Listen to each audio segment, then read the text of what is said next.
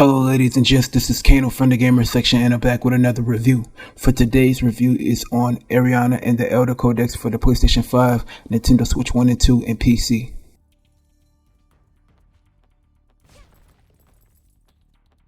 Ariana and the HYDE Codex follows Ariana, a special librarian who can enter the legendary 7 hero codexes to repair them after they have been corrupted. You are tasked with restoring balance to the world centered around a magical library that maintains order, where damaged books spread chaos and weaken magic throughout reality. Along the way, you are accompanied by Davina, a mysterious cat-like demon, and Vester, a loyal automation who helps you through your journey.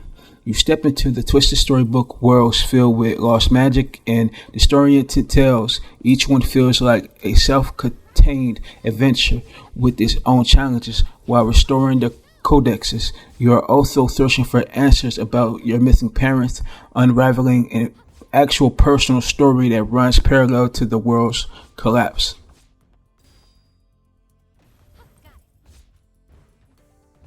The overall presentation to Ariana and the HYDE Codex is solid, but it doesn't quite reach a standout level. The game uses a modern cartoonish style visual direction that works well, especially in the character and enemy designs, giving everything a consistent and readable look. The sound design is also well executed with clear audio for dialogue, combat, and environmental effects like slashing and enemy interactions, making it easy to stay immersed into the action to a degree.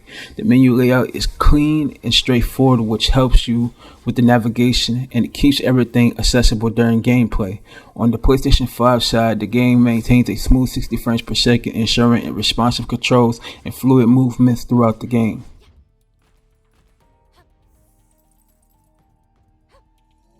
Ariana and the HYDE Codex is an action RPG platforming Metroidvania. You experience fast side-scrolling combat where you combine quick sword attacks with spells that require careful cooldown management. There is about 5 element systems like fire, water, wind, earth, and neutral, which you actually use to exploit enemy weaknesses and deal maximum damage. You can customize your build with up to about 6 spells at once, using over 30 unlockable abilities to shape your own playstyle. There are theme book worlds that you explore, where you restore progression points and unlock new areas as you gain new abilities. You face challenging boss fights that push you to actually think fast and use your spells strategically. These encounters often require you to learn patterns quickly while balancing offense and defense under pressure. These are like A-rank rewards that you actually can earn, which lets you unlock and craft magical items that boost your stats like HP and critical hit. You consistently adapt between combat, exploration, and progression to stay effective throughout the game.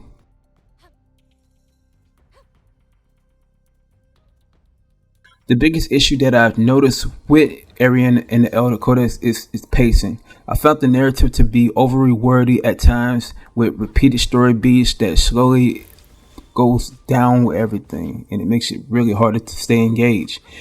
Even though the game is marketed as a Metroidvania, it doesn't really deliver on that promise of exploration. Instead, it feels more like a stage-based action game with very little backtracking or meaningful discovery. The combat also becomes repetitive over time, enemy variety is limited, and encounters start to feel predictable rather than challenging or exciting.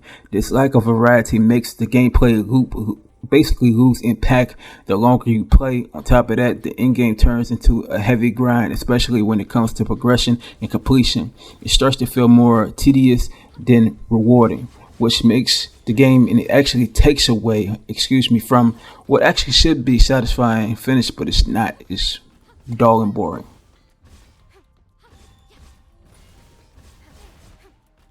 For that, I give Ariana and the HYDE Codex a 3 out of 5. Thank you for tuning into the best place for independent gaming journalism, and that's the Gamer section. Be sure to hit the like button on the video and please subscribe to the channel.